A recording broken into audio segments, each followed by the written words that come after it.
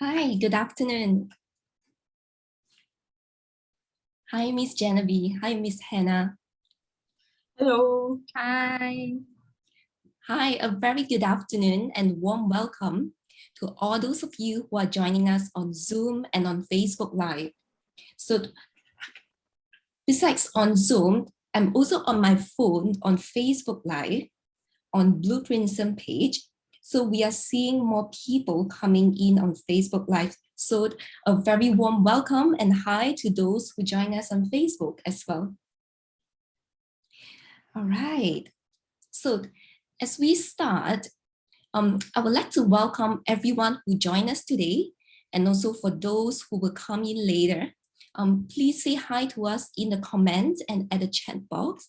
Let us know if you are parents, if you are educators, teachers, professionals, or you are just general public who finds that, oh, there is a myth that I've never heard about. And I would really love to learn new knowledge and skills today. So regardless of who you are and where you are tuning in from, we welcome you. So let me start with an introduction of myself, and then I will move the spotlight to our speakers today. So my name is Faith. I'm the principal and the director at Blueprinsm. Right. So Blueprinsm is a consulting agency who specializes in child development from 0 to 21 years old. So usually when I say that, people will feel, wow, that is a huge age range. You know, from 0 newborn to babies, to toddlers, to preschoolers, to school age, and all the way up to adolescents and young adults. So that is who we are. We take pride in being a team of specialists who support families, children, and adolescents all the way in 7 areas of growth and development. And that is the reason why a lot of time when parents or teachers or people ask me, so I've seen the video that you played just now at the start of the session. I've seen videos, snippets, information on your website, on your Facebook, Instagram, YouTube, etc. So, and I realized that my children or my teens face the same issues. They have poor attention, or like what our teachers are going to address today. I think my child or my adolescent is just so naughty. And you know, with MCO, previously, when I, as parent, I go to work, I don't realize it that much. I just entrust them to the care of the teachers.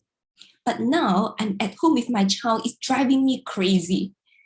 And I'm not sure when school is going to reopen. And sometimes my child just can't focus on online classes. So what should I do? Right?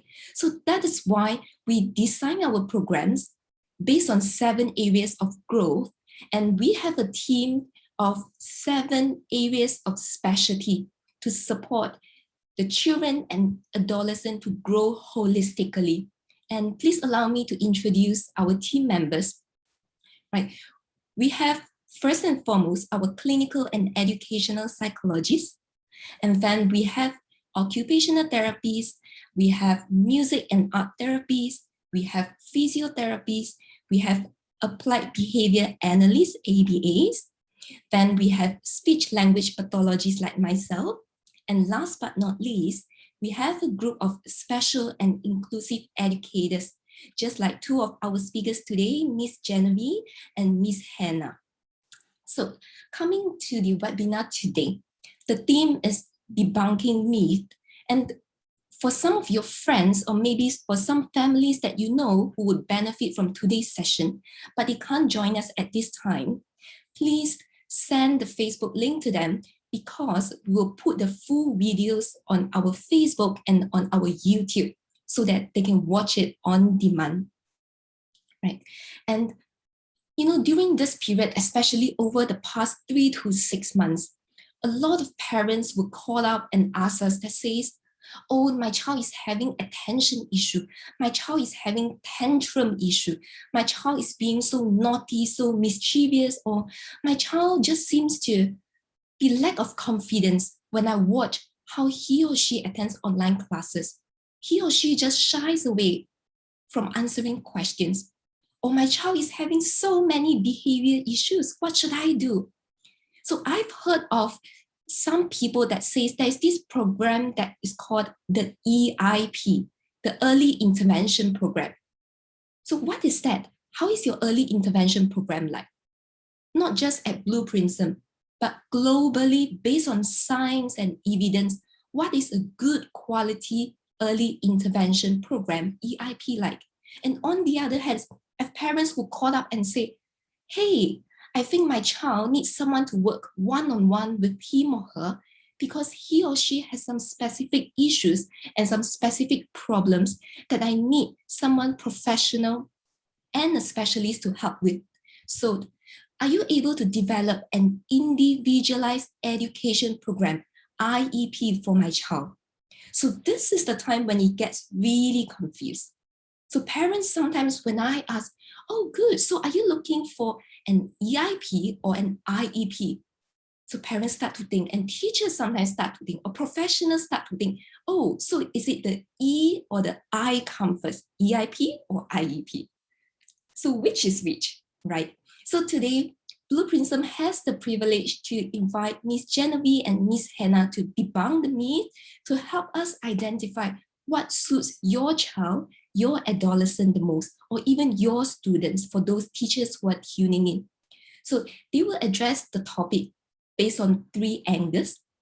One is, would early intervention program cure my child? Because we know that even though in a classroom there are many students, but each child has his own strengths and areas of improvement, right?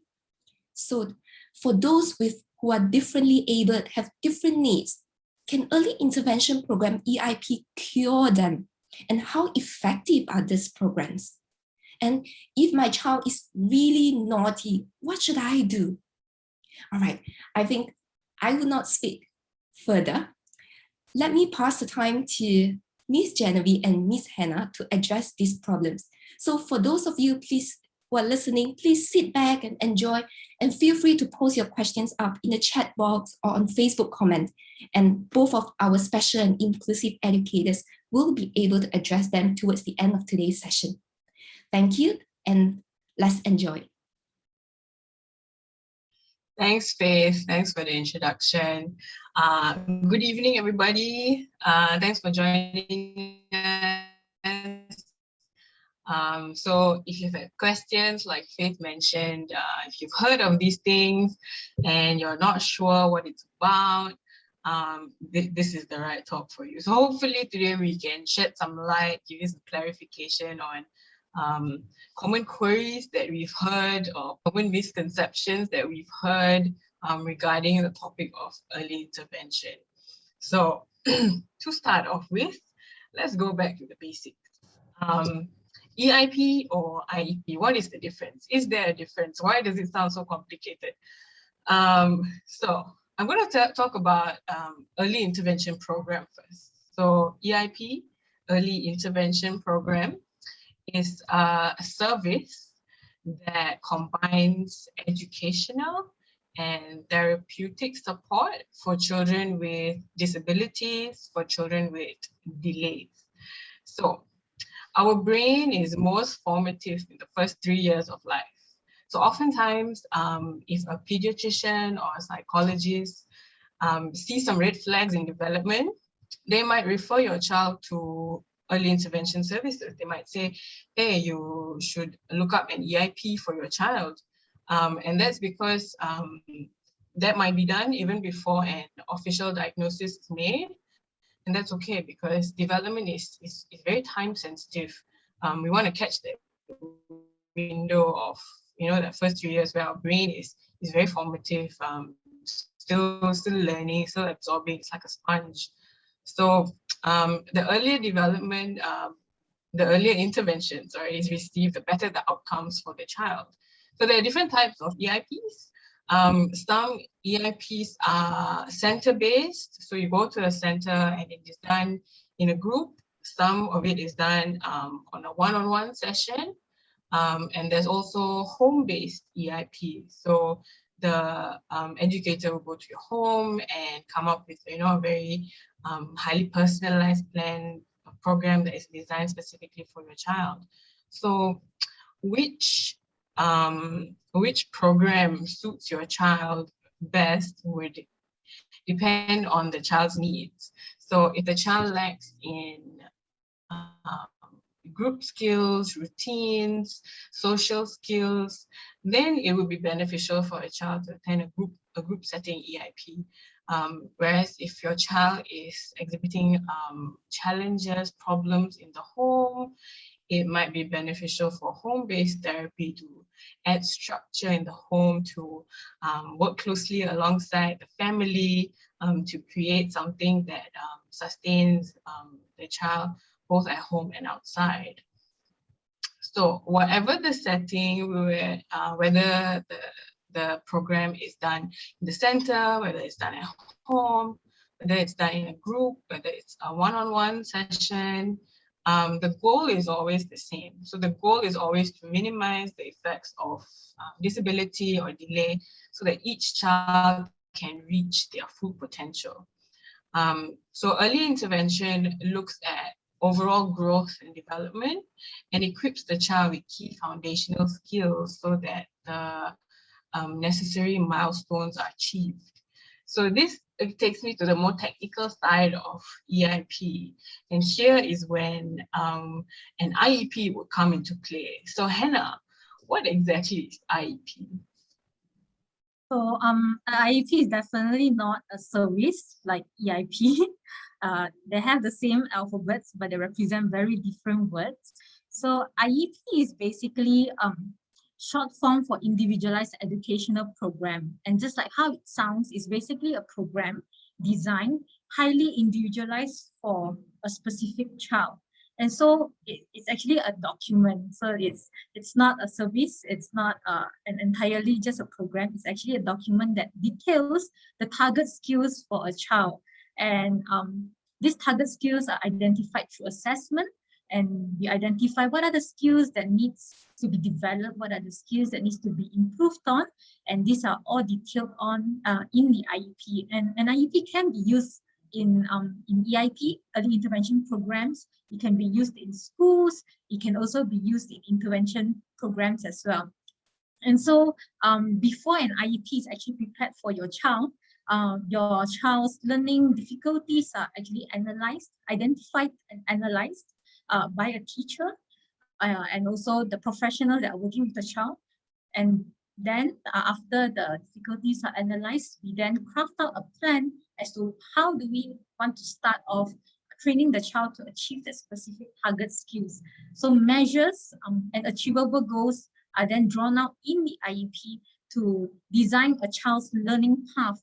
And so with that learning path, your child's learning progress is tracked as well. So parents have access to the IEP. Teachers as well as professionals who work with the child will also be crafting that learning path based on the IEP. And unique to each child, no IEP is the same. So your child's IEP is just for your child.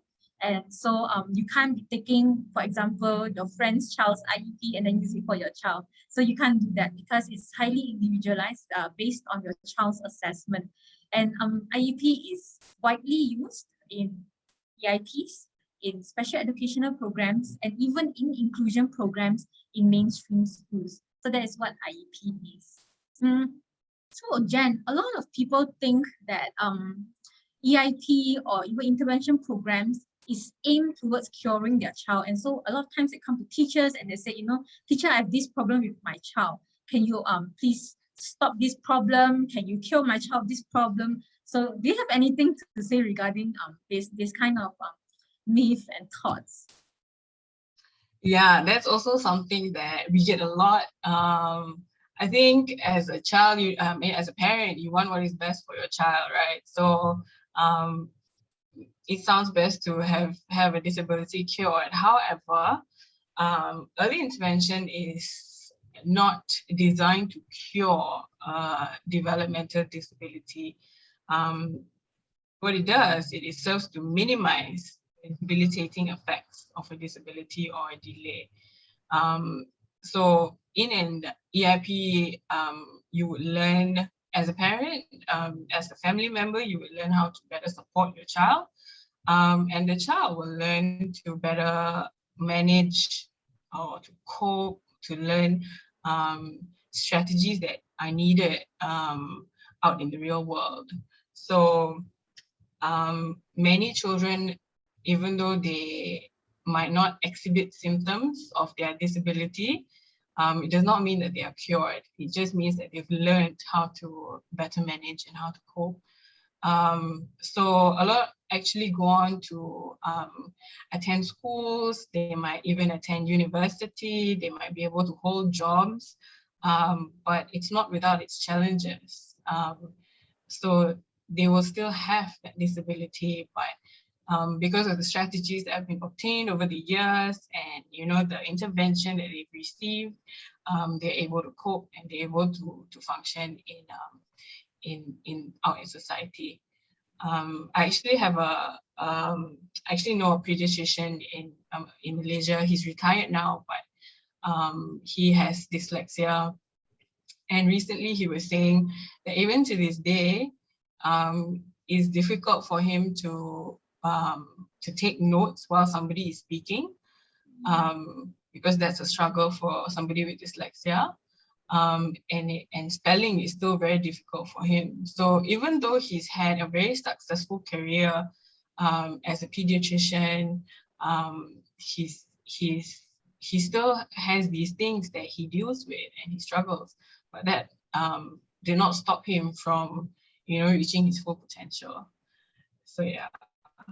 I think 100% agree with how EIPs, as well as any intervention programs for that matter, is not aimed to cure your child of whatever he or she is diagnosed with, but rather it's to minimize the impact of that diagnosis on actually their learning development.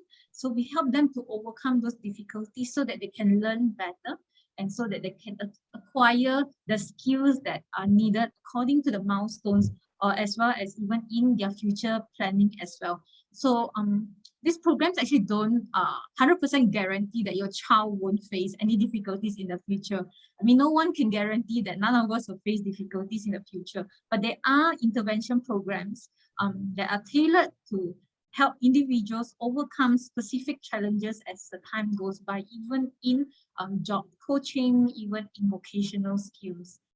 Thanks, Jen, for the clarification. So, but then there are parents who are very concerned with perhaps the children that they see within the different intervention programs, some with more severe diagnoses than others.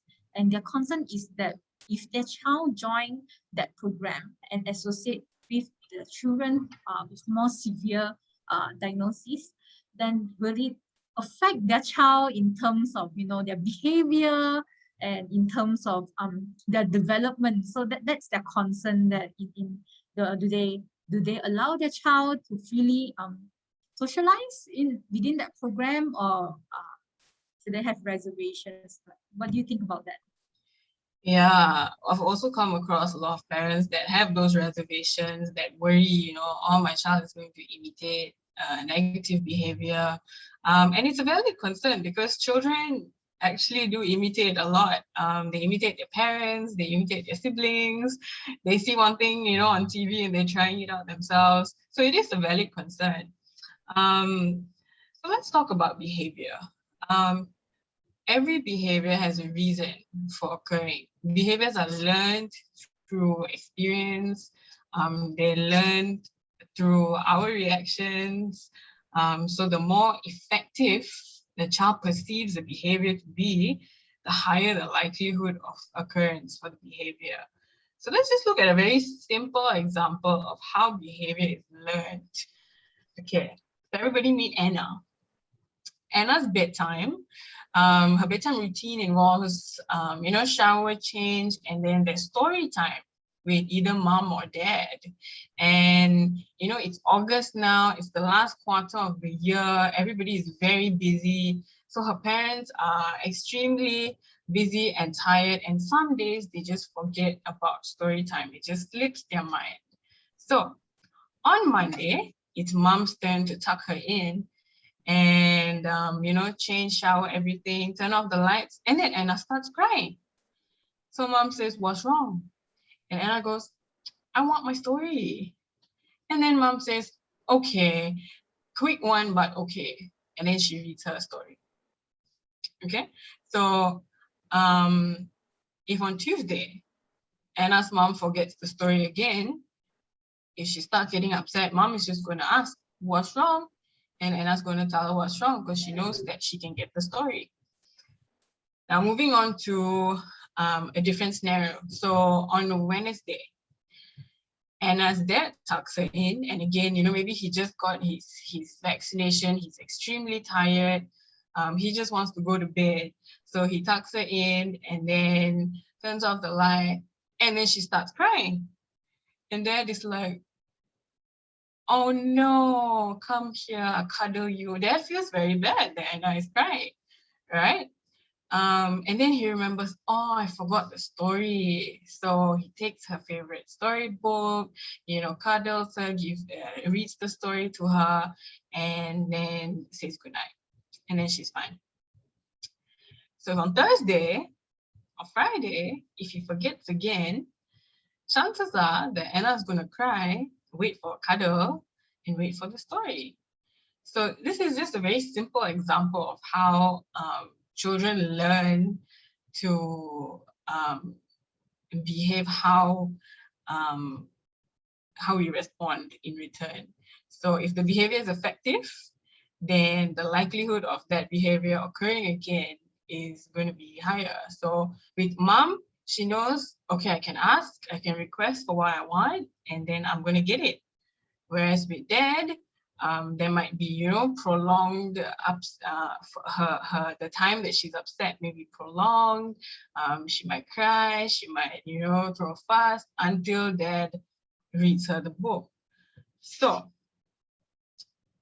behavior is learned, and there is a reason for behavior. So going back to the EIP setting,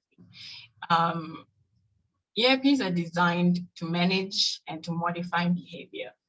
And how we do it is by using extrinsic reinforcers to promote positive behavior. So positive behavior, good behavior is rewarded with extrinsic reinforcement, like a toy they like, bubbles, a car, a marble drop. It can also be things like extra playtime. It can be things like going for a walk. It can be a snack. So all these are examples of extrinsic reinforcement. And along with extrinsic reinforcement, we also have intrinsic reinforcement. So these would be things like that build your child's self-confidence and make them feel good on the inside. So things like giving them responsibility, being teacher's assistant. Children love doing that. Makes them feel good, makes them feel important. Assigning them responsibility, for example, hey, can you help me with the visual schedule of the day? Or okay, you are the role model for the day, so whatever you do, the other children have to follow. So all these things, along with things like social praise, praising the child, acknowledging what they're doing, is intrinsic reinforcement. So along with these two things, behavior is also managed when negative behavior is replaced with more appropriate behaviors. So going back to our scenario, we're worried that our child might start imitating negative behavior. So say there is a child that is not able to walk in the EIP, and the child has to be carried from one place to another. And so child A sees this and is like, I've decided today I don't want to walk. I'm gonna roll on the floor and I'm gonna cry until somebody picks me up. So, example of how we would deal with this is we don't feed the negative behavior, firstly. So when we say we ignore the negative behavior, we're not ignoring the child, we're just ignoring the behavior. So we'll not address the crying, we'll not address the rolling on the floor, but we just go up to the child, maybe give them a tap on the shoulder and say, hey, let's walk to the snack table, for example. So I'm prompting that replacement with of appropriate behavior, and then I can pair it with either an extrinsic reinforcer or an intrinsic reinforcer. So for example, if I first I don't acknowledge the negative behavior, because I know that the child is able to walk and I know that the child is not injured, right? So we can prompt this appropriate behavior, which is, hey, get up and walk. So then I can say, remember your snack today is chips, which is maybe the child's favorite thing. So that is an example of an extrinsic reinforcer. Or I can use an intrinsic reinforcement and say, hey, can you get up and walk to the snack table? Because I need you to help me, distribute the cups to the other children. So this is an example of how we use reinforcement and we replace negative behavior with appropriate behavior. We prompt appropriate behavior to happen. So it teaches the child to learn the right ways to do things. So even if they want to imitate negative behavior, they know that it's not going to get them anywhere, because remember, the behaviors that are perceived to be effective is what happens more and more. So if you're like me, you appreciate a good meme. So this is just something that what people think might happen, but not to worry, because, excuse me, because there are ways to modify and manage behavior. So aside from that, Hannah,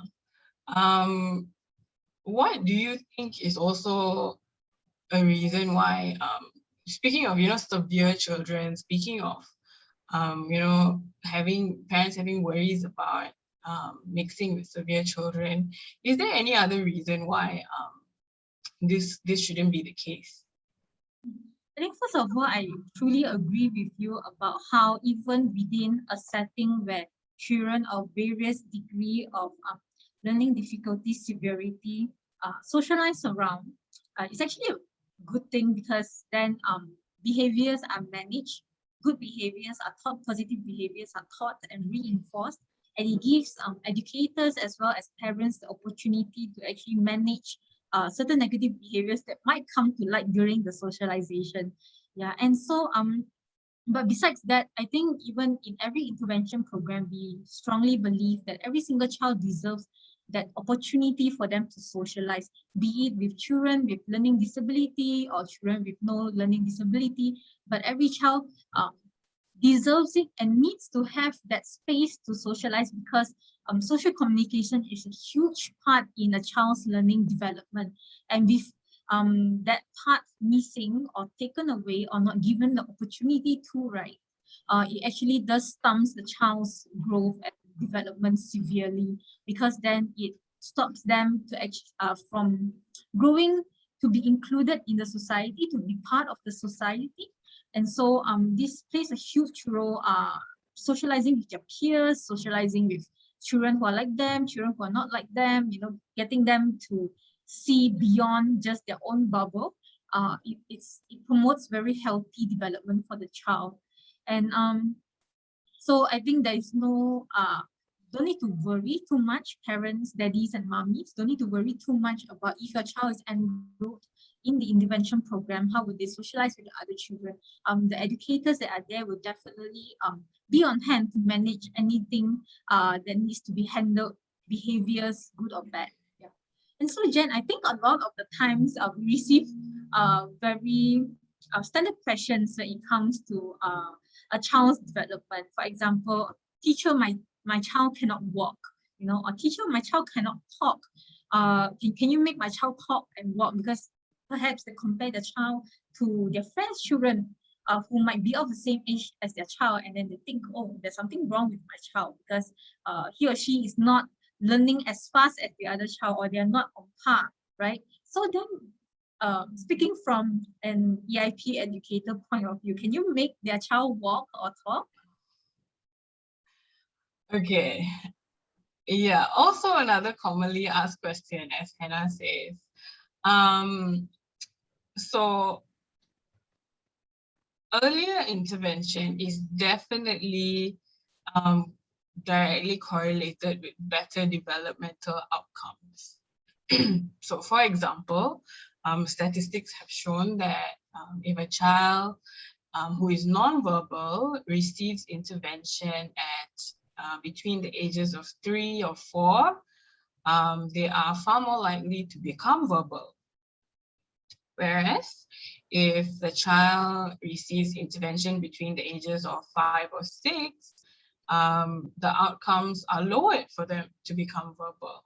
However, in saying that, approximately 10% of children, despite receiving intervention at a younger age, will still remain nonverbal. So similar to the question about curing a disability, there is no guarantee. However, what an early intervention program is designed to do is work on the prerequisite skills that should be acquired. So before a child can even talk, before a child can even walk, there are so many things that they have to be able to do first. And oftentimes, these are things that are missed out. So, for example, this is a physical developmental milestone chart. So before your child is able to walk, they have to be able to sit unsupported. They have to be able to hold their head in position while they're sitting. They have to be able to pull themselves up to a standing position. They have to be able to cruise along furniture, to creep, to crawl. So there's so many things that have to be done before the child can walk. Before a child can talk, there are also prerequisite skills that a child has to build before they are able, they're ready to talk. So a child has to have joint attention. It is, you know, that 3-point contact. Child has to be able to give you the attention, has to be able to look at something together and then look back at you. So that is a good indication of a child's readiness. Child has to be able to imitate. Without imitation, it's going to be very difficult for a child to jump straight to talking. There's also shared affect, so shared emotion. The child has to be able to, you know, find something funny and then look at you, make sure you're laughing too. So all these are the building blocks of communication. So the role of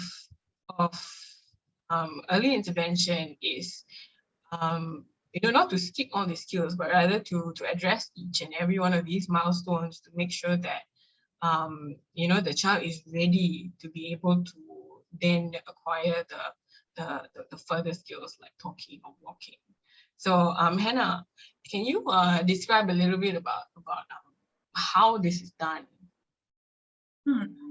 I think as the statistics that have been quoted by Jen, it's very crucial that intervention is received as early as possible, and in order to introduce and cement very foundational skills that are lacking or perhaps delayed in your child's developmental milestones. So basically, developmental milestones, it's basically a progress path of a child's development for you to track in the different areas. What is your child supposedly at the age supposed to achieve already? And so and if any of these milestones are missing, it could be that they might not be stuck at that milestone and not move forward, but it could be that they've already moved forward alongside according to the age in that developmental milestone, but there are some skills that are missing.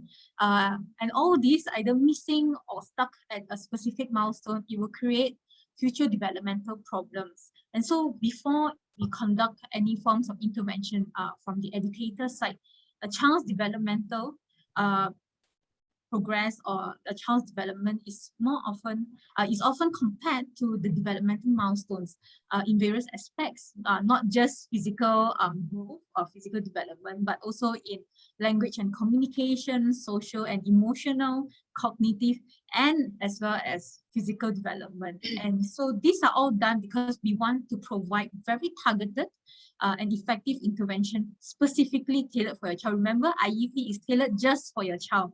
And so these are the aspects that we looked at, and all this information are found in the IEPs. So there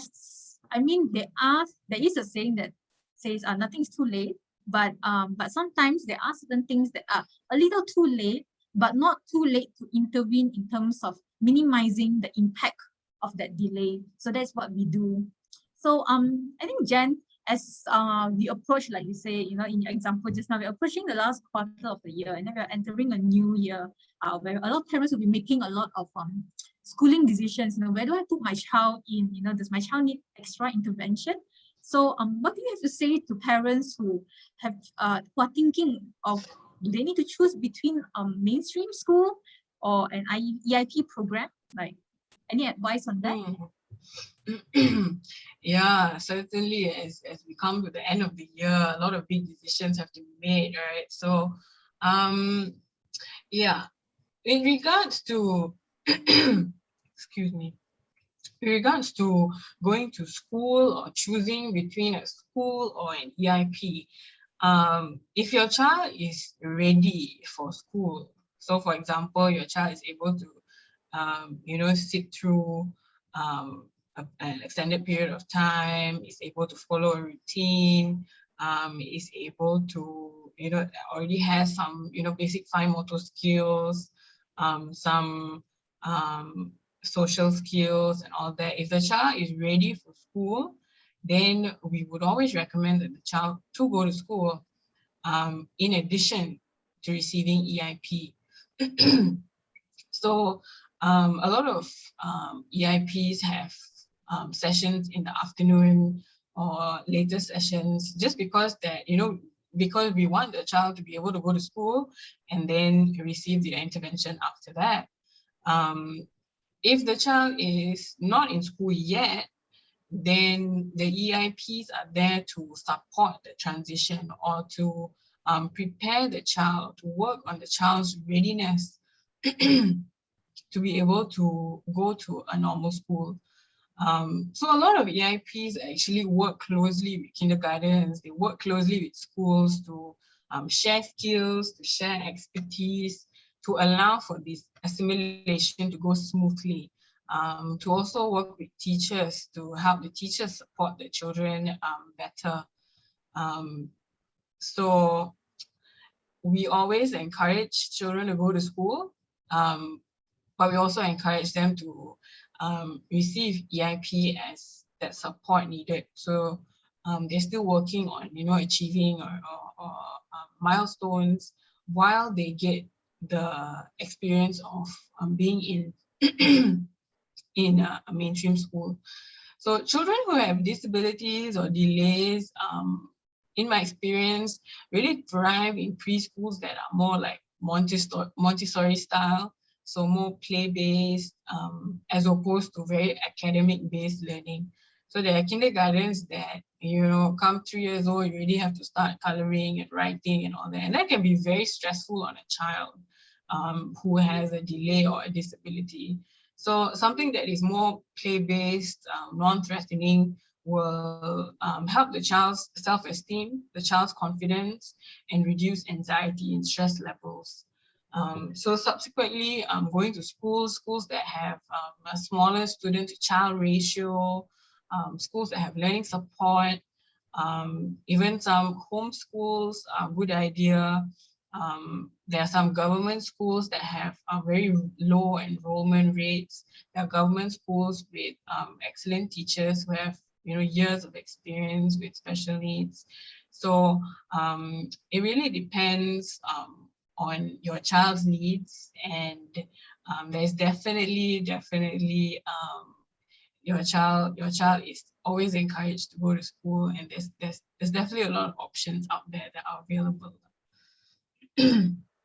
I think not only children who are enrolled in EIPs will also go to a school of their choice at the same time. Even older children who are in intervention programs, 7 years and older, they too, a lot of them are also attending mainstream schools, government schools, private schools at the same time. So intervention is actually provided side by side with whichever curriculum that they are currently studying or preparing for.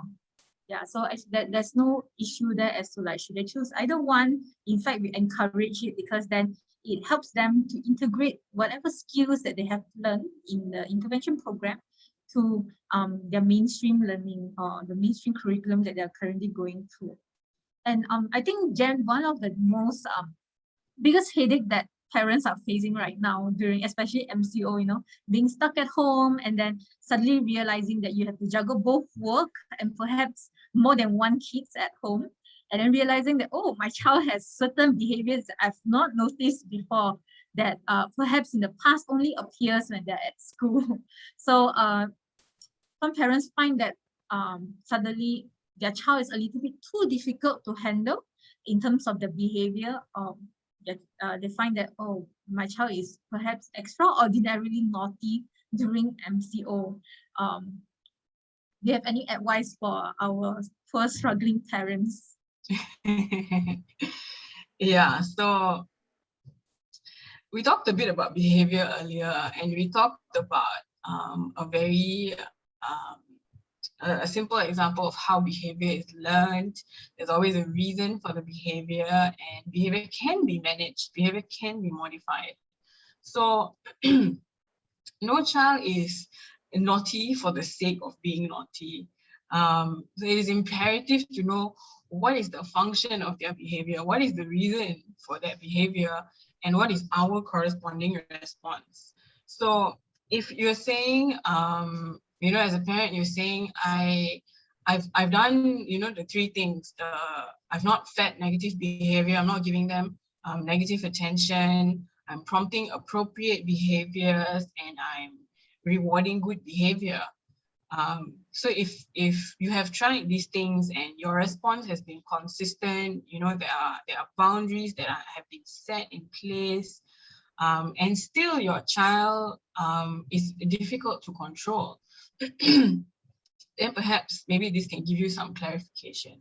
So challenging behavior, especially when it's persistent and prolonged and happens across various settings.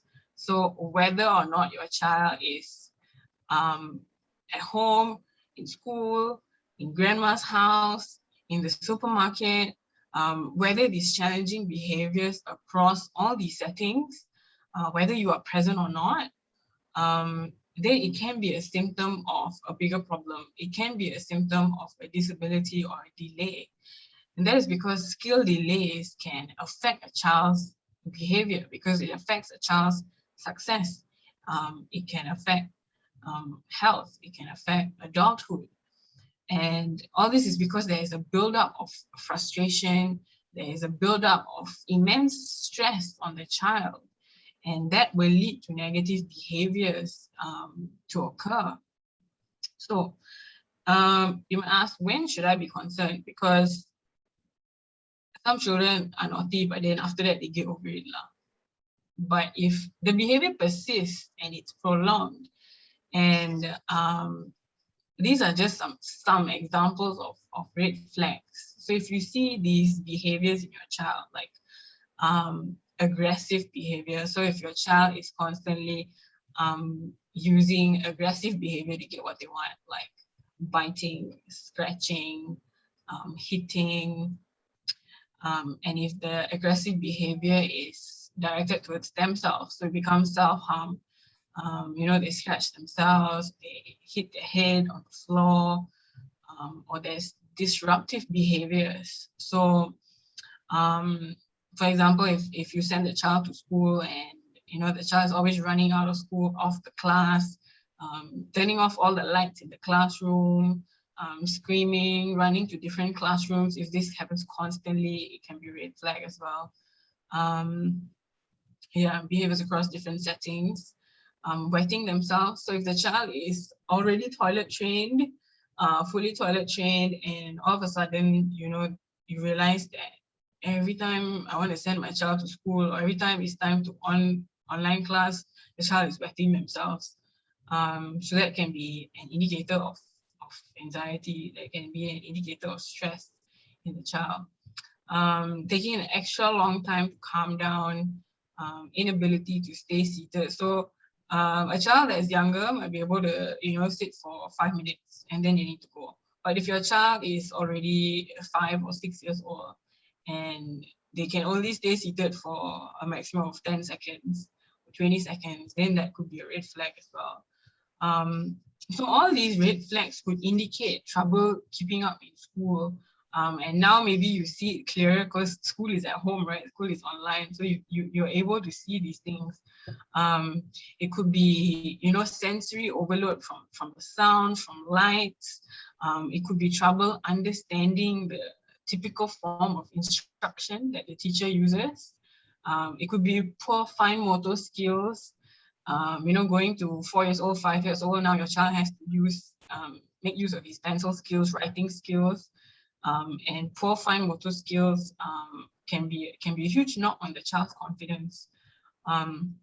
It could be poor social skills. Your child has trouble expressing themselves, has trouble reading cues to know what is expected of them, and all of this together can be a very stressful experience on the child.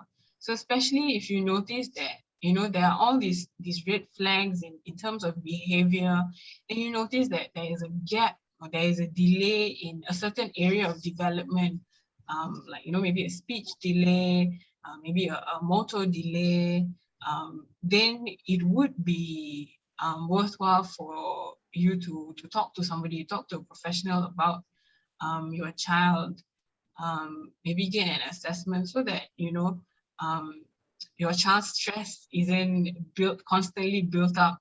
And of course, if your child is very stressed, then as a parent, you guys are stressed as well. So yeah, these are just an example, some examples of things that are red flags that maybe you should start thinking about talking to somebody about your child. So next question, Hannah. A lot of people, you know, they are hesitant to get intervention. They see some red flags, but they think, my child will outgrow it lah, no problem. What do you have to say about that? Can you outgrow a disability, or is a child able to catch up on these milestones by themselves? I think a lot of parents have actually mentioned it. Those that are studying with us, those that are not, a lot of them say, you know, give more time for the child. Maybe he just needs a little bit more time, which is not untrue, but many times these decisions are made based on the advice of pediatrician.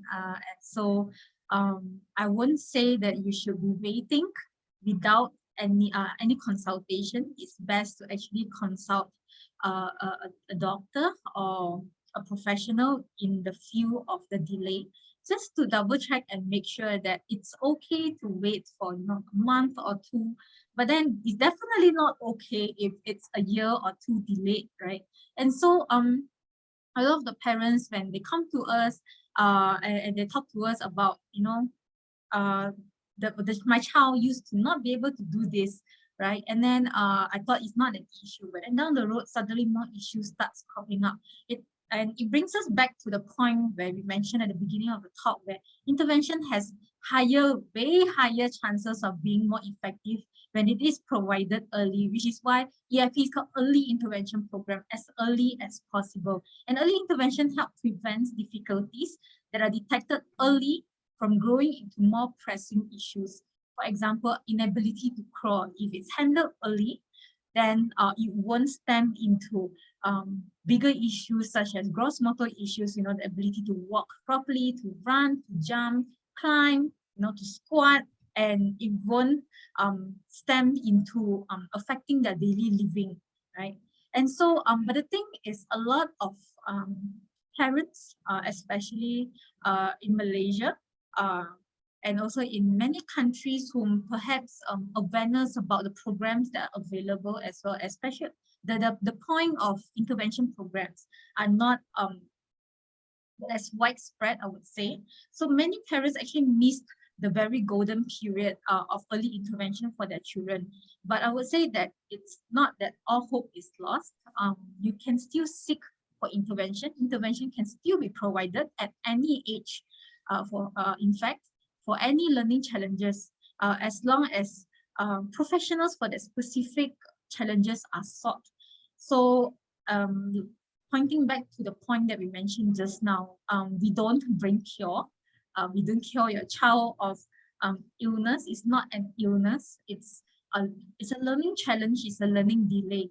And even though late intervention might not be as effective, effectiveness is compromised because of the delay in seeking intervention, but still, as an educator, I believe that an optimal learning path can still be drafted out, can still be designed for the child so that a holistic lifestyle can still be achieved, aligned to your child's potential. So we assess the delays, we also assess your child's potential so that we can draw out an optimal learning path based on the point of intervention, the point when you sought for services. And so the key actually is to not wait and see what happens if the child's growth does not match the developmental milestone of his or her age, but actually to seek for advice as soon as possible. It's not a super major thing, you know, when we tell parents, like, perhaps you want to see a doctor. It's not as severe as it sounds. It's just that doctors, you know, therapists, they know better whether is your child's progress aligned or is there a need for intervention, and so seek their help. And there is no harm to that, and it doesn't mean that you need to sit down and be prepared for the worst, you know? But it's just that covering your bases and checking in early with the professionals. Yeah, that's very true, Hannah. It is not, you know, like some parents are very, oh, it's the end of the world feeling if I have to, you know, see a developmental pediatrician or something like that. And it's really, it's okay to get help. As we mentioned earlier, the earlier the help is obtained, the better the outcomes. So yeah, best bet to not ignore the red flags and to just get the help when it's necessary. Another question that we have, you know, some parents look at their child and maybe their doctors have told them to get intervention, but you know, the child can count, can recognize the alphabets, can, you know, label all the dinosaurs, they're excellent at all of this. So why then would this child need intervention? It doesn't seem like they have a problem. What is your take on that, Hannah? I think Jen, you and I could agree that we have worked with many children with autism, especially, who have super good memory, you know, exceptional memory skills and attention to detail. Every single detail, especially when it pertains to their routine or pertains to their schedule, right? And so, but then there is a huge difference between a child being able to perhaps draw from a memory pattern and them being able to apply these skills. So are they drawing a skill from their memory, or are they applying it based on what they have learned, right? So information is often linked, the information that the child learns is often linked to various concepts and cognitive skills. Everything that we learn are often linked to concepts and cognitive skills. It's just that perhaps when we receive the education at their age, we will not avail to those concepts. Perhaps we too learn from just purely visual memory skills, right? But then if you look down and you dive deep down into this information and this knowledge, there's often specific concepts behind this. And the concern for a child's learning path comes in when he or she is unable to draw the links between the information that they learn to the respective concepts. Hence, it makes the information inapplicable and irrelevant. A lot of us, I'm not sure about you, but when I had to learn mathematics in Form 6, right, I couldn't understand why, because it just feels like a bunch of jumbled up alphabets in mathematics. And the only question I had was, why are there alphabets, why are there letters in mathematics? Aren't we supposed to be dealing with numbers? And that's because I've yet to draw the relation between the thing that I'm learning to the application part of it. And so till now, I struggle with that specific concept. So same thing boils down to a child perhaps learning A, B, C, or 1, 2, 3, right? Or even addition, for example, the concept behind addition. So if they don't grasp that concept, then they're not able to actually apply it. And so because early learning, the skills that they learn, the information that they learn, all these are very foundational to actually build up independence, as well as build up optimal living skills. For example, even the simple task of going out for shopping, even the simple task of perhaps, knowing how much to pay, and expecting change, in the supermarket, a very practical life skill, right? But then if these foundational skills are not applicable for them, then it affects how applicable those skills are in their future. And then it does affect how optimally are they living. So special educators, we aim to actually build bridges between this information with their respective concepts in order to make the learning relevant for the children. So that they actually know what they are learning and what is it used for. So we don't actually just teach 3 + 3 = 6, but we teach 3 + 3 = 6. And then, so what do you do with this information? What do you do with this skill in the various situations or social situations, as well as, bringing this skill into more difficult tasks of perhaps, multiple equations combined together. Yeah, so the concern is there when they can't draw that link. It's not really, can they memorize ABCs, or can they, break down 1, 2, 3 and sequence them? Yeah.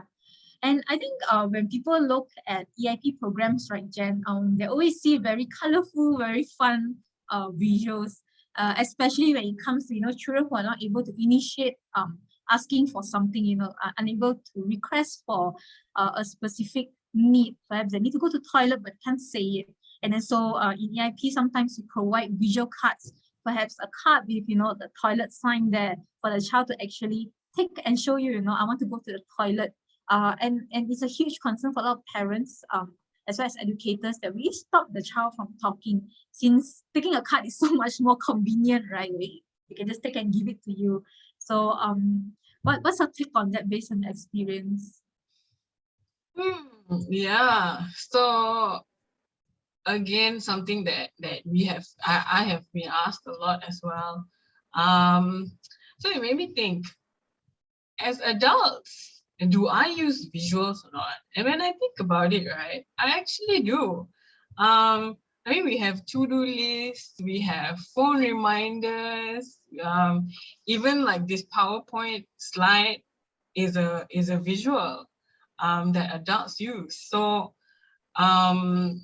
visuals are used by everybody, and for a child that has difficulty or challenge with communication and all that, the visuals are there to help, to cue the child on what needs to be done. Visuals help to give a child, a clear idea of what to expect. And this reduces anxiety, which is commonly found in children with autism. There's that sense of predictability when, okay, I see the visuals, I know exactly what is expected of me. And that is true for adults as well. So this is an example of visual. Like Hannah said, a lot of the time at EIP would have, all those cards around, and toilet sign, or what they want to request for. And actually what it does is the visuals promote independent communication. Instead of the child depending on an adult to say, do you want to go toilet? Or do you want to play with bubbles? The child can just look at the visual and, give it to somebody to communicate, to engage in that communication, to say what they want or to make that request. It empowers the child to communicate more independently.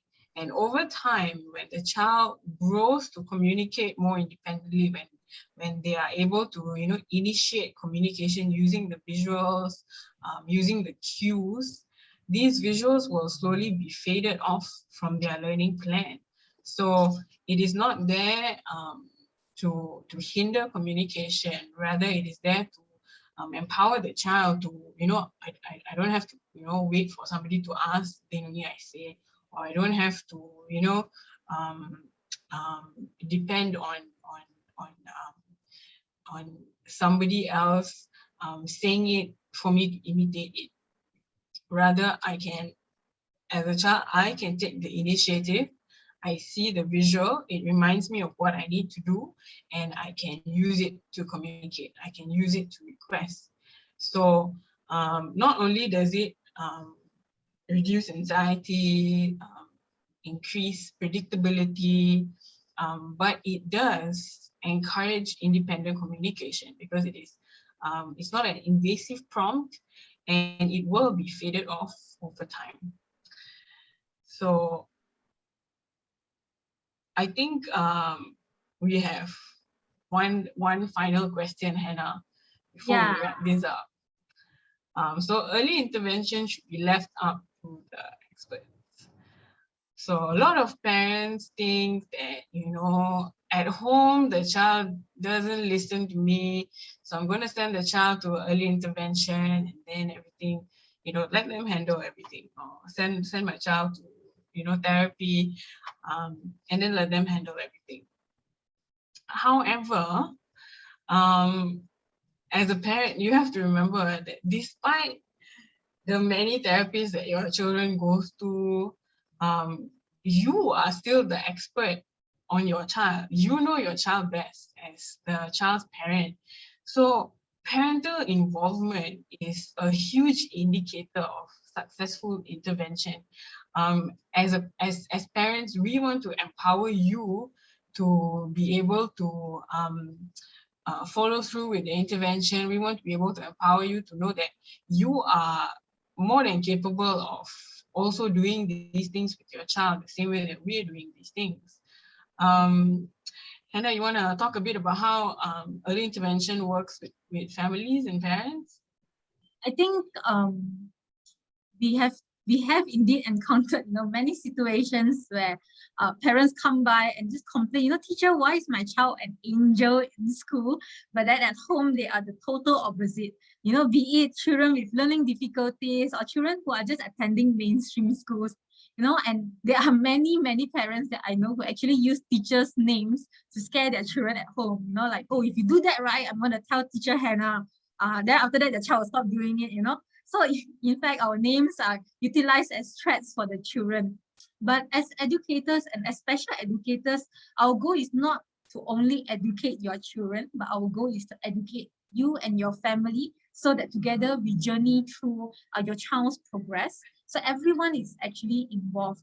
And in fact, when the people who are closest to the life, daily living of a child is involved, the more they're involved, the more successful the intervention is, because you are streamlining and you're actually standardizing the response, as well as how intervention is done. So for example, your child is throwing tantrum. When you're streamlining everyone's response, then you're actually helping us to accelerate achieving the modification of that tantrum behavior. Because if there is different responses within the same house, for example, there is punishment, but then there is also some who perhaps to placate the child and, you know, to reduce the frequency of tantrum, maybe they give like ice cream, you know, or sweets. Then you have completely different reactions from the child. And every kid, with or without learning challenges, they are actually very smart in choosing how to respond to different people, because they know how you handle the behavior differently.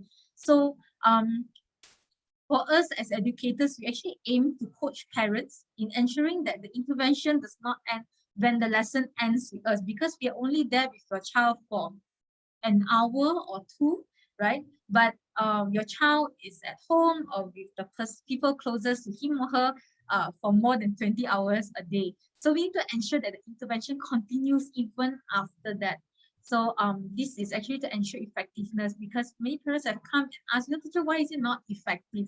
It's because there is no continuity to that program. So a streamlined method of care for the child will help them to learn faster and to actually generalize their skills as well in different settings. For example, at school, they can teach them, self-help skills, how to dress themselves, how to brush their teeth, how to do simple housekeeping work, but if they don't do it at home and everything is done by daddy or mommy, right?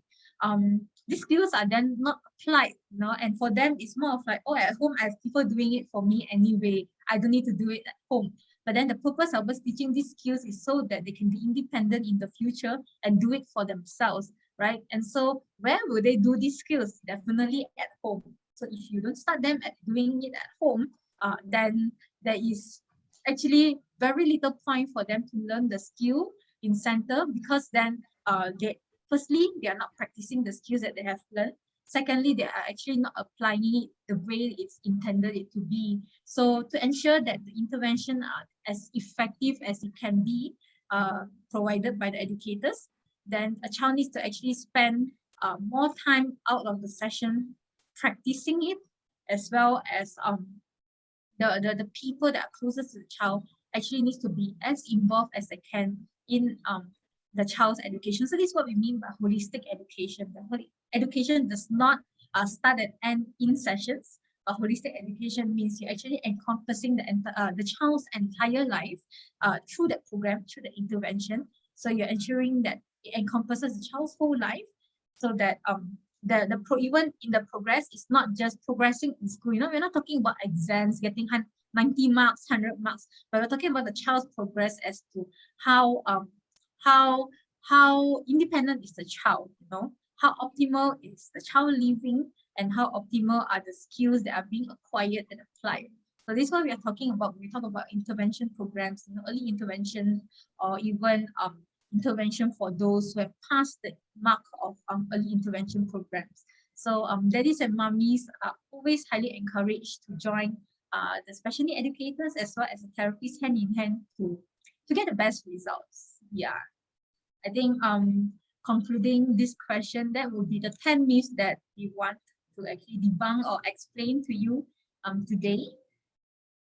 So back to you, Faith. Thank you, Hannah. Thank you, Genevieve. All right.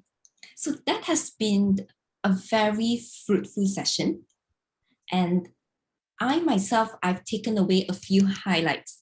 I think from the perspective of parents and therapists and teachers, we always find comfort in knowing that, every child has his own strength despite areas of improvement. And it is the same for adolescents and adults. Learning is a lifelong process. So I think it is a great encouragement for all of us not to be taken aback when we see something wrong or something is off about our child, but instead take proactive steps to check in with the right professionals to find out if, sometimes I just say to parents, there is no harm just to rule out something. If you rule it out, for you as parents and teachers, at least you have the peace of mind. And if really something is wrong and you detect it early, at least just like what the both of you shared with us, the earlier you take action, the better the outcome is. That's why I think that answers $1 million question about, would therapy or would education program be effective? So it is the same as when you send your child to school. Would you ask your teacher, teacher, is my child's result guaranteed? I think in Malaysian context, can you guarantee that my child get full A's? Right? I think the heart of educators is always, we try our best to find out what each child needs and also their strengths and potential. And that's why we believe that every child is smart in his or her own way. All right, so as the both of you shared so many tips, strategies, and you debunked some myths, we have a few parents, teachers, professionals, and just the general public who have posted a few questions. So allow me to bring up the first question. So I believe this is a question about setting boundaries. Or to many parents, especially right now in a home setting, how do I enforce rules? How do I set the boundaries and be able to tell the fine line when I need to be gentle? You know, sometimes at home you will have the mommy that is the gentle one who will sayang and coax the child. And then we have the daddy who plays the role as someone who is really stern and who tends to raise the voice. So we have a parent, I believe, or teacher who asks, what if my child is being too active? He or she is so active to an extent that they tend to injure themselves because of the activeness. So allow me to, I think, let's start with perhaps Miss Hannah, and then I will let Miss Genevieve and you take the dialogue away. Thank you. I think across the homes in Malaysia, I think one of the things that parents struggle with is actually the child not getting the sufficient physical activity that they need with the MCO, you know, being cooped up at home. And so sometimes it translates into what is seen as overly active by the parents, because when they do not meet the quota of the physical activity that their body needs or their mind needs, you know, to work it out, right? So then it translates into actually them searching for different activities at home to fulfill that need. You know, it can be from playing football indoors endlessly to, you know, running up and down with their siblings for 1 hour and you don't see their battery depleting at all, you know, so to talking nonstop, you know, throughout the day, because it fulfills the need for them to perhaps interact with people. And so I would say if there is no red flags in terms of unusually active beyond the reason of being cooped up at home, then you can find avenues for your child to release that activeness within the boundaries set by MCO, of course. And so normally what we do with children, for example, I work with children with autism. So what we do is perhaps if the child comes in with overly hyperactiveness in them and you can't start the class because of that. So normally we give them, okay, it's okay, half an hour of playing. Within a half an hour, maybe 10 minutes of jumping on the trampoline, you know, 10 minutes of jumping endlessly on the trampoline. And then we move on to another 10 minutes of activity where it's active, but they are learning. For example, playing, running around, but then between, for example, 2 cones, you know, running from one end to the other end, but playing game that exercise their gross motor. So perhaps running and then kicking the ball, or running, picking up the ball and run with the ball, that sort of activity. And another 10 minutes of another activity to exercise their physique. So it can be that. But I would say if there is an unusually extra increase in the hyperactivity in your child, then perhaps there is a need to seek your pediatrician's help just to assess whether is it something normal because of the MCO, because of the whole COVID situation, or perhaps there is a need for intervention. And so the pediatrician will actually assess it.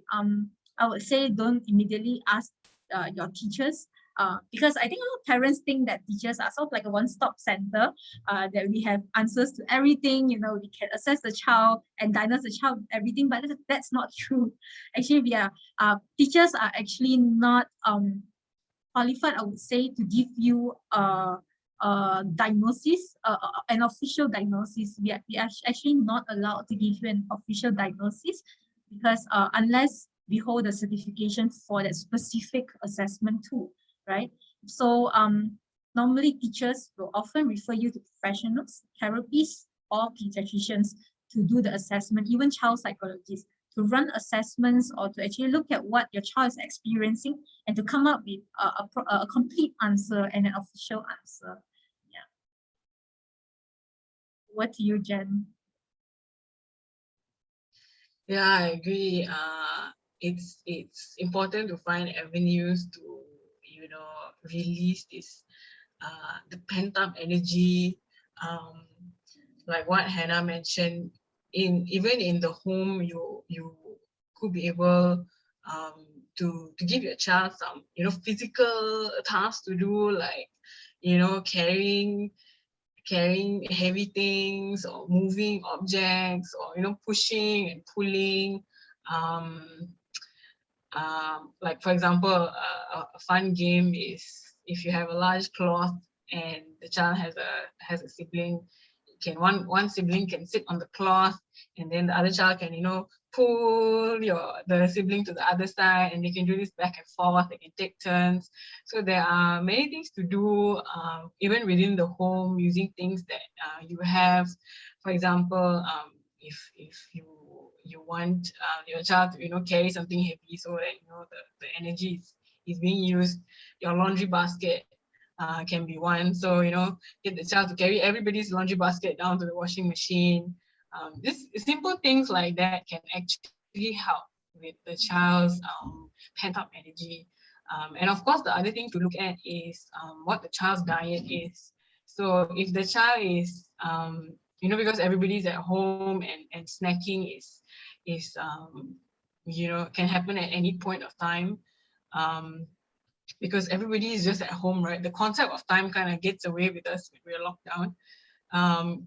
So if the child is having, you know, extra snacks, really sugary snacks, sugary drinks, then maybe that's why. So in addition to giving the child avenues to release energy, it's also important to look at the other factors involved, such as what is the child's diet, what are they eating, what are they drinking, are they you know, drinking more milk these days? Maybe that's why. So there are different things to look at in terms of hyperactivity. Yeah, I think, but I also do understand the concern of the child's proneness to injury, right? So I think when we look at the child and whether their tendency to get injured in the physical activities that they do throughout the day, sometimes we also look at how are their limbs coordinating? You know, are they coordinating fine? You know, in terms of their eye-hand coordination, in terms of, you know, visually, are they facing any difficulties in visualizing the space? Do they have any difficulties in their spatial awareness? So all these are taken into factor when you talk more about the child's tendency to get injured. And so then it looks, definitely we'll need to look at the physical development of the child as well.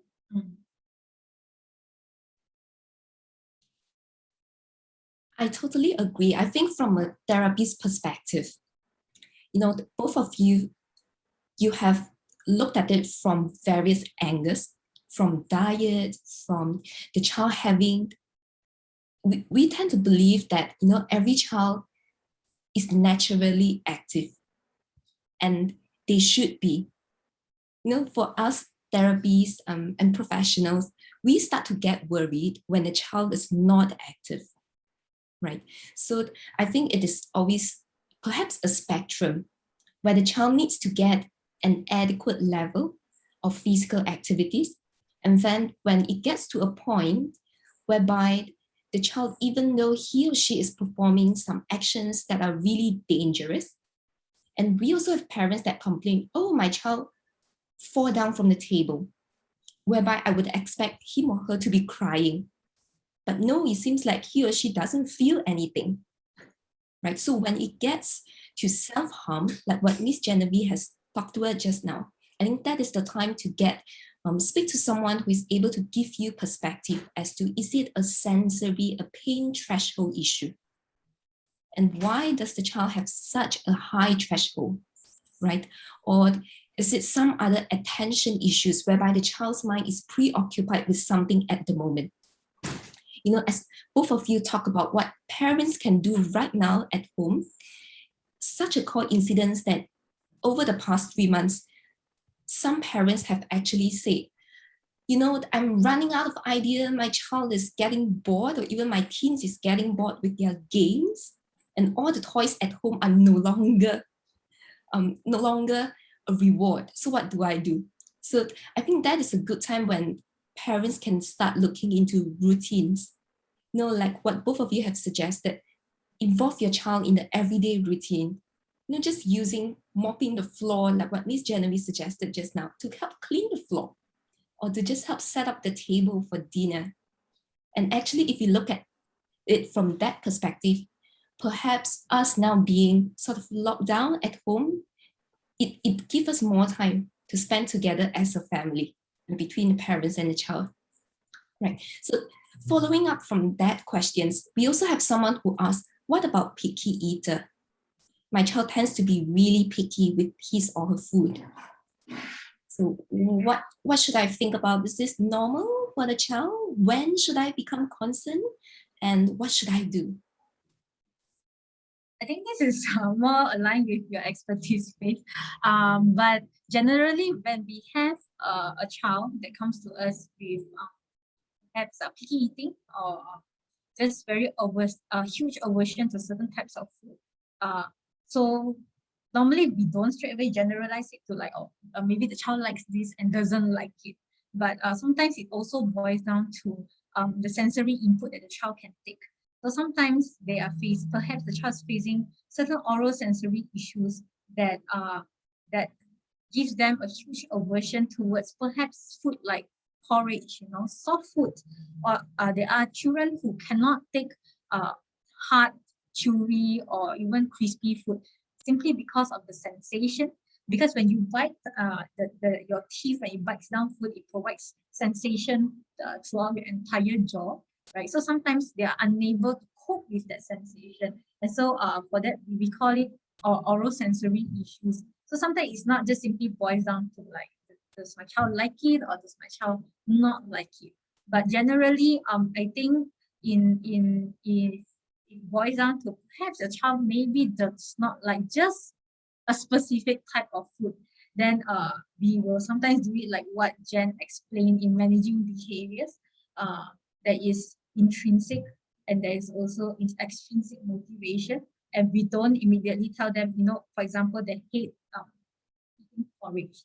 We don't immediately tell them, finish this bowl of porridge and I will give you KFC after that. We don't do that, but we start with small steps. Perhaps introduce to them food that are like porridge, but perhaps less congee texture, right? And then slowly build their tolerance towards something that is more like porridge, and then at the end, perhaps a porridge that you cook, but they cannot seem to accept it. So generally, the approach would be towards kind of like building tolerance towards that food with motivation given extrinsic or both extrinsic and intrinsic. But definitely, we'll need to see whether is it an oral sensory issue or not. Yeah. And you have any thoughts on this?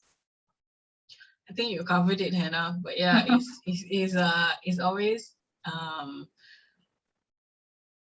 like Hannah said, it's not just, oh, my child doesn't want to eat this and therefore you don't have to force, but maybe the child is struggling with that kind of texture, that kind of sensation in the mouth. So it could be sensory, it could also be oral motor skills. Maybe your child finds it very difficult to, chew a texture like an apple. Like a lot of mouth muscles are used for that, and we often take that for granted. So if these skills have not been developed in the child, it is going to be very difficult for them to do that, and therefore they would avoid it because it's such a task for them. So yeah, all in all, like what Hannah said, it's if we realize that it's something that should be done. So for example, if the child is lacking those skills and we want to build those skills and we want to introduce these things to them, then we will slowly do it in small increments. Yeah, that's it for me. Yeah, I'm going to add on to that from a why perspective. I think both of you touch on it could be a multifaceted problem, right? So usually an occupational therapist or a speech language therapist who are trained in feeding and swallowing, they are the best person to look into it when it comes to a point where the picky eating has caused the child to lose nutrients and it starts to affect his or her growth and development. So that is why in the assessment process, we will look at, all right, what the child dislikes or tries to avoid, is it from just one particular group of food? For instance, we have families who complain and say, my child only eats things that are white in color. So I think in our culture, things that are white in color, rice, noodles, and also we have families who say, my child only eat nuggets and hot dogs. So that is where we start to assess from whether it's an oral muscular issue, whether it's a sensory issue, whether there's a nutrient issue, is something wrong with the gastro, right? And I think all in all, it also boils down to, as both of you said, when we start to intervene, it is often a step-by-step process. So I often encourage parents to think put themselves in your child's shoes and think. So if today, all of us have our preferences, right? So if I force you to put something into your mouth that you hated all this while, what would your reaction be? You would definitely show bad behavior, you will show tantrum, and all the more you will hate that particular food more. And next time, the moment mom or dad just bring it out without asking you to eat, you will start to run away or you will start to act up. So it is also about exposure and the child's eating environment. So sometimes perhaps parents or family members who, because of their personal preference, they didn't expose the child to a certain or particular kind of food and drinks or textures. And that is why as the child grows, he or she didn't have the experience to learn how to manage, how to taste it. So I think if there's one thing that parents can start to do is to model the behavior, like what both of you have suggested. Eat them in front of your child, expose it on the dining table, but do not put the pressure on your child to start eating. And when it gets really out of hand, seek professional support so that they can coach you as parents to do the step-by-step intervention. All right, last questions from today. I think this is also something that has been very common, not just during MCO, but even the previous times when our students and our children, adolescents are able to actually attend school in person. It's about social skills and making friends. So there is a question that says, I have a student who struggles to express his thoughts in an understandable manner with his peers in class. So I found out that he has quite a big age gap with his siblings. Could this be one of the reasons why he has this difficulty to communicate with peers? So in a nutshell, the person, our audience is asking, if I have a big age gap with my siblings, or sometimes what we say generation gap, would that be the root cause of communication issues when we go to school or when we go to work? So Ms. Genevieve, shall we hear from you first, based on your experience and the insights that you have collected from parents? Yeah, so like I mentioned, exposure is very important in all aspects of a child's development. So similarly in communication skills and social skills, exposure is very important. So if the child has a big age gap with their siblings, it goes back down to how much exposure is the child getting with their siblings, because there are many children who are only child, and they have the only exposure they have with peers is going to school or maybe seeing a cousin. So it boils down to how are the siblings interacting with this child? Is it a lack of exposure that is causing this? It could be, but it is not necessarily the reason lah. So if the siblings are, there is a huge age gap and the siblings are still interacting with the child, still interacting with their sibling, still involving the sibling in play and all that, then it shouldn't matter. The age gap should not matter, unless the child himself or herself already has a deficiency or a delay in social skills. Then that gap could be further pronounced because of the existing problem. Yeah, Hannah, do you have anything else? Yeah, I think many times when we encounter students with perhaps difficulty in expressing what they're feeling, or what they're actually thinking about, or even an answer to a question. I think first of all, if it's a difficulty in stringing sentences together, sometimes we look at, is it language difficulty? Are they finding it difficult to sort of pluck vocabulary that they have learned before and put it into understandable sentences to convey their thoughts? So is it language difficulty, or is it because they just somehow unable, they can form the thoughts in their minds, the answers in their minds, but they're just unable to say it out. Like sometimes maybe because of nervousness, you don't need to be on stage, to be nervous about talking at all. So there can be various aspects to that. So is the child able to express himself perfectly fine in writing, but maybe just speech-wise cannot? Then you have an answer that maybe is the speech issue that you have there instead of the language difficulty. But from the angle that Jen came about regarding building up that communication skill, sometimes it is true that because their environment largely are not with their peers, hence the communication skill from peer to peer is perhaps a little bit lacking. Sometimes you find how come some children talk a little bit more like adults, or some children talk still very babyish in a sense. They're not talking aligned. Their maturity of talking in their speech is not aligned to their age, right? Sometimes it's because of the environment that they are largely exposed to. Hence, the speaking skills is very affected from that environment, right? So in that question it says unable to express themselves in an understandable manner with his peers in class, right? So perhaps it could be any of these aspects.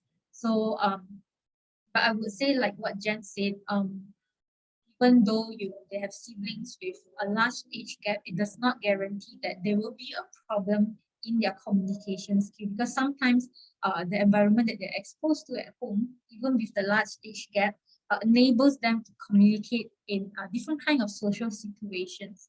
So I would say perhaps assess it, but also look at it from perhaps the emotional side. Is the child facing it an issue because emotionally they are just unable to express their thoughts and their feelings?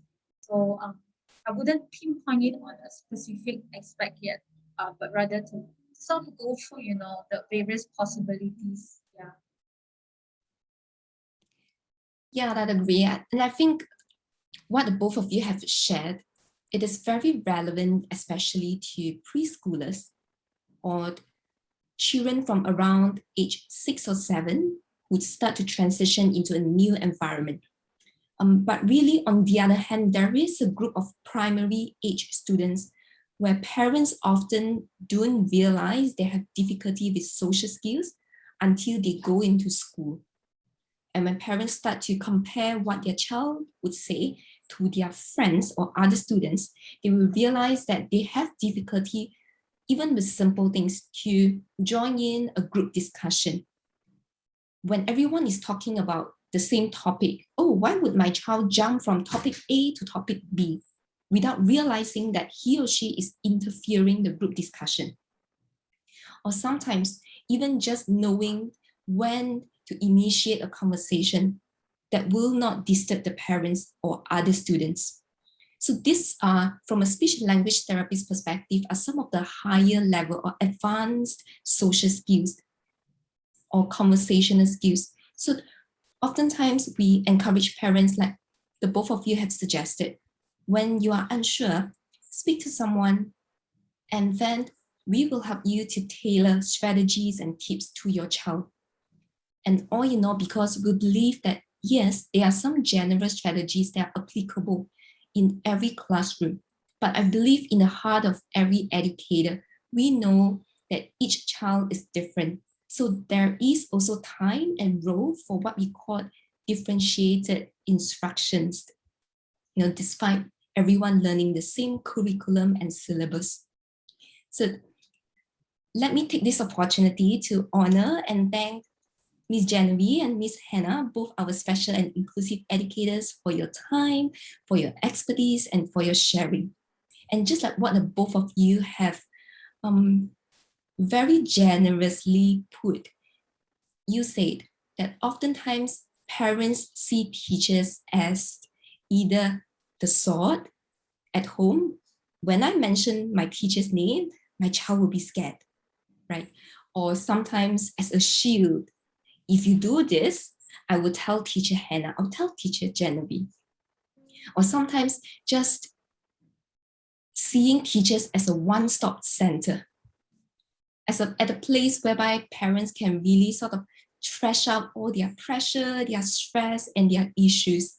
So I think this is just the start of a series of webinars whereby we would like to, be out there to support all the families and all the parents, all the children and adolescents out there. And to know that when we look at any particular issue, we always try to look at it from a holistic perspective. Look at the child's growth. When you plan your child's future, look at it holistically. And all three of us, I can say, we don't know everything. So that is why at Blueprinsm, we always try to consult as a team. So we hope if you have further questions about your child or your family or your adolescent, do feel free to go to our Facebook page and WhatsApp us. So by WhatsApping us, it is free. It is free to consult on a few things just to rule out, just to figure out what you could do immediately and whether you need to take further actions. Right, so for those of you who think that this webinar will benefit your friends, your colleagues, or someone that you know, do encourage them to follow our page and do keep a lookout on our YouTube and our Facebook for a full video rewatch. And we will keep you posted on our upcoming webinars as well. So thank you so much. Have a good evening. Have a great weekend. Thank you again, both Ms. Genevieve and Ms. Hannah.